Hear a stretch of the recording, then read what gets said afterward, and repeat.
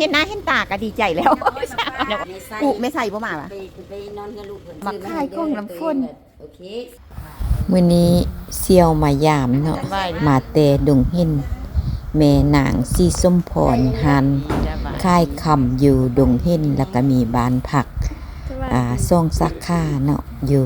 ดงหินบ้านผักสีส้มพรมากับพอสิดูกับลูกสายเนาะเพิ่นสิไปเที่ยว12ปันนาเพิ่นก็เลยมาแวยามเม็ดเท่าเนาะมามัดคอโตแค้นให้เม็ดเท่าเป็นหมู่หักหมู่แพงตั้งแต่สมัยเรียนสร้างครูอนุบาล79จบ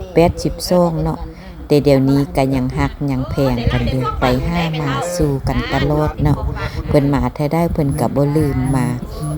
แวเยี่ยมยามแม่เฒ่าน่ะก็ขอบมกขอบใจน้ำมูน้ำกองหลายๆแม่เฒ่าก็ให้พรเพิ่นก็นบเอาพรให้อยู่ดีมีแหงบ่เจ็บบ่จนเนาะทำมาค้าขึ้นสุขภาพแข็งแรงบัดแล้วเพิ่นก็มาซื้อคอลลาเพียวเบต้าแล้วก็ครีมกันแดดเนาะซอยเพิ่นว่าเห็นเสี่ยวโฆษณาอยู่ตะกี้เพิ่นเป็นภูมิแพ้เนาะแล้วลูกสาวลิตาซื้อมาให้เพิ่นกินแล้วเพิ่นดีเพิ่นว่าภูมิแพ้หั่นนะดีแล้วเพิ่นก็เลยว่า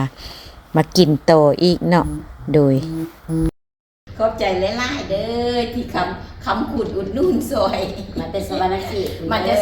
ขตผู้ใดอยากได้คำก็ไปซื้อคำหานเพิ่นเด้อหานเพิ่นคำงามสีสมพ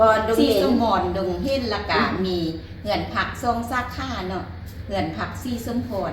ไม่แก้วไปก็สิไปนอนนั่นตลอดเนาะโอเคขอบใจหลายๆเห็นเสี่ยวงามก็เลยมาซื้ออย่างงามคือเสี่ยวโอเคเอาโชคดีขอบมกขอบใจหลายๆมายืมมายามไม่เท่าเนาะมาอุดนุ่นซอยบายโดยโชคดีบายลูกไผ่ซื้อให้ลูกไผ่ซื้อให้บายสมเสี่ยวกันพอกันตุ้ยกลัวเพิ่นตุ้ยคนน้อยเดียวตุ้ยลายไส้เดียวนี่แก้วเลยไซเดียวไปเรียนรีวัด